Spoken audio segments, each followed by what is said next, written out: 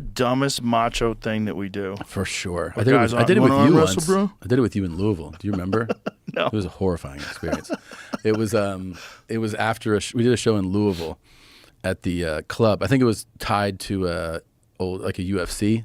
Okay. One of those. It was Yeah. back in the day. And we went to a bar afterwards. We were shooting pool. Somebody said arm wrestling. I was like, and you're like, you want to do it? I was like, sure. Dude, I couldn't believe how strong you were. I mean, I know you're strong, but I was like, you're like, go. And I was like, I am going, dude. Like, I couldn't get any fucking movement. Well, you're fucking that dude that works for you. That was the most ridiculous. That was hilarious. That was. Do you think he just does that because he just wants attention? No, I think, I mean, there might be a little bit of that, but I really think that's Ennie. He has this thing. It's probably just, it's part of his wiring. It's probably gotten him somewhere in life in some ways where he just goes delusional. Being delusional about I can't lose. Like if somebody says I can beat you, like they can't beat me, and you're like, what are you talking about? And then when you were pulling up, I was like, why don't you fucking ask him? Because I already knew what was going to happen. And then he also loves to gamble. I was like, yeah, I'll take that action. So yeah, that's Ennie, and yeah, But he's not even a strong guy. That's why it was so confusing.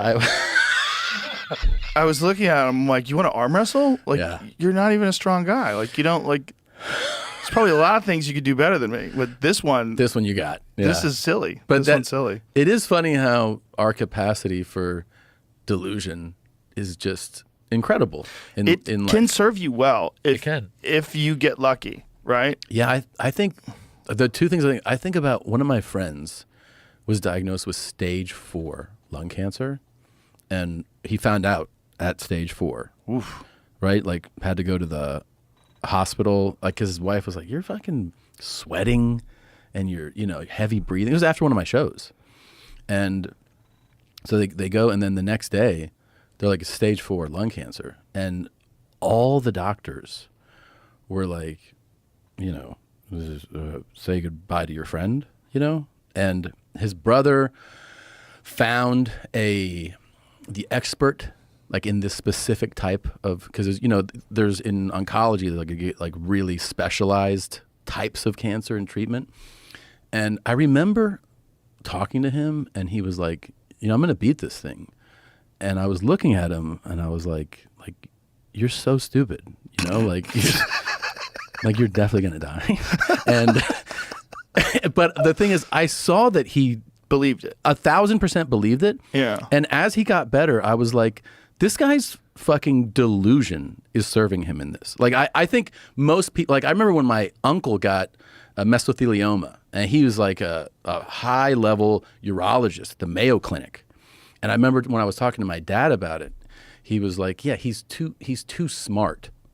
He can read the labs. He knows what he has.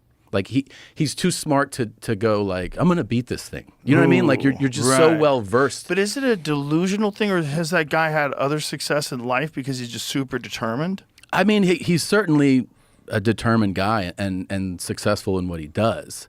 But what's up, Big Head Steve? I'm talking about you. Yo, Big Head Steve. It was your Big Head. But I really was like, I credited this guy's, like, it felt like a level of delusion to believe you were going to survive but this. But if he's correct, and he was correct, then it's not delusional. Correct, yes. Right? But you Which always, is kind of crazy. It is kind of crazy.